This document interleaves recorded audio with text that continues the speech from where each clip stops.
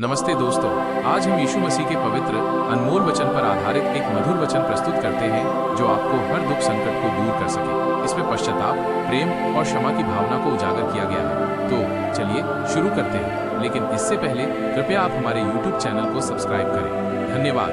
जय यीशु। जब अब्राहम 99 वर्ष का हो गया, तब यहोवा ने उसको दर्शन देकर कहा, मैं सर्वशक्तिमान ईश्वर हूँ, मेरी उपस्थिति में चल और सिद्ध होता जा। 2 और मैं तेरे साथ वाचा बांधूंगा और तेरे वंश को अत्यंत ही बढ़ाऊंगा। 3 तब अब्राहम मुंह के बल गिरा और परमेश्वर उससे यो बातें कहता गया। 4 देख, मेरी वाचा तेरे साथ बंधी रहेगी, इसलिए तू जातियों के समूह का मूल पिता हो जाएगा। 5 सो अब से तेरा नाम अब्राहम न रहेगा, परंतु तेरा नाम इब्राहिम होगा, क्योंकि मैंने तुझे जातियों के समूह का मूल पिता ठहरा दिया है। 6 और मैं तुझे अत्यंत ही फैलाऊंगा और तुझको जाति जाति का मूल बना दूंगा और तेरे वंश में राजा उत्पन्न होंगे। 7 और मैं तेरे साथ और तेरे पश्चात पीढ़ी पीढ़ी तक तेरे वंश के साथ भी इस आशय की युग युग की वाचा बांधता हूँ कि मैं तेरा और तेरे पश्चात तेरे वंश का भी परमेश्वर रहूंगा। 8 और मैं तुझको और तेरे पश्चात तेरे वंश को भी ये सारा कनान देश जिसमें तू परदेशी होकर रहता है, इस रीति दूंगा कि वह युग युग की निज भूमि रहेगी और मैं उनका परमेश्वर रहूंगा। 9 फिर परमेश्वर ने इब्राहिम से कहा, तू भी मेरे साथ बांधी हुई वाचा का पालन करना, तू और तेरे पश्चात तेरा वंश भी अपनी अपनी पीढ़ी में उसका पालन करे। 10 मेरे साथ बांधी हुई वाचा जो तुझे और तेरे पश्चात तेरे वंश को पालनी पड़ेगी, सो ये है कि तुम में से एक एक पुरुष का खतना हो। 11 तुम अपनी अपनी खंडी का खतना करा लेना, जो वाचा मेरे और तुम्हारे बीच में है उसका यही चिन्ह होगा।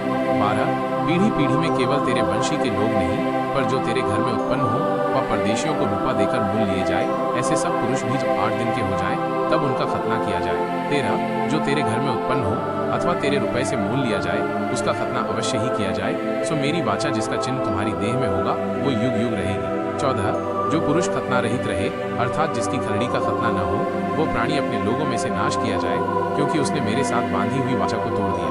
15 फिर परमेश्वर ने इब्राहिम से कहा, तेरी जो पत्नी सारे है उसको तू अब सारे न कहना, उसका नाम सारा होगा। 16 और मैं उसको आशीष दूंगा और तुझको उसके द्वारा एक पुत्र दूंगा, और मैं उसको ऐसी आशीष दूंगा कि वो जाति जाति की मूल माता हो जाएगी, और उसके वंश में राज्य राज्य के राजा उत्पन्न होंगे। 17 तब इब्राहिम मुंह के बल गिर पड़ा और हंसा और अपने मन ही मन कहने लगा, क्या 100 वर्ष के पुरुष के भी संतान होगा, और क्या सारा जो 90 वर्ष की है पुत्र जनेगी। 18 और इब्राहिम ने परमेश्वर से कहा, इश्माएल तेरी दृष्टि में बना रहे, यही बहुत है। 19 तब परमेश्वर ने कहा, निश्चय तेरी पत्नी सारा के तुझ से एक पुत्र उत्पन्न होगा, और तू उसका नाम इसहाक रखना, और मैं उसके साथ ऐसी वाचा बांधूंगा जो उसके पश्चात उसके वंश के लिए युग युग की वाचा होगी। 20 और इश्माएल के विषय में भी मैंने तेरी सुनी है, मैं उसको भी आशीष दूंगा और उसे फैलाऊंगा और अत्यंत ही बढ़ा दूंगा, उससे 12 प्रधान उत्पन्न होंगे और मैं उससे एक बड़ी जाति बनाऊंगा। 21 परंतु मैं अपनी वाचा इसहाक ही के साथ बांधूंगा, जो सारा से अगले वर्ष के इसी नियुक्त समय में उत्पन्न होगी। 22 तब परमेश्वर ने इब्राहिम से बातें करनी बंद की और उसके पास से ऊपर चढ़ गए। 23 तब इब्राहिम ने अपने पुत्र इश्माएल को उसके घर में जितने उत्पन्न हुए थे और जितने उसके रुपए से मोल लिए गए थे, निदान उसके घर में जितने पुरुष थे, उन सबों को लेके उसी दिन परमेश्वर के वचन के अनुसार उनकी खंडी का खतना किया। 24 जब इब्राहिम की खंडी का खतना हुआ तब वो 99 वर्ष का था। 25 और जब उसके पुत्र इश्माएल की खंडी का खतना हुआ तब वो 13 वर्ष का था। 26 इब्राहिम और उसके पुत्र इश्माएल दोनों का खतना एक ही दिन हुआ।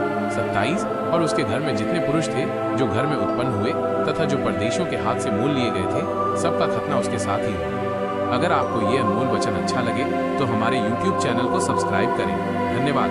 जय यीशु।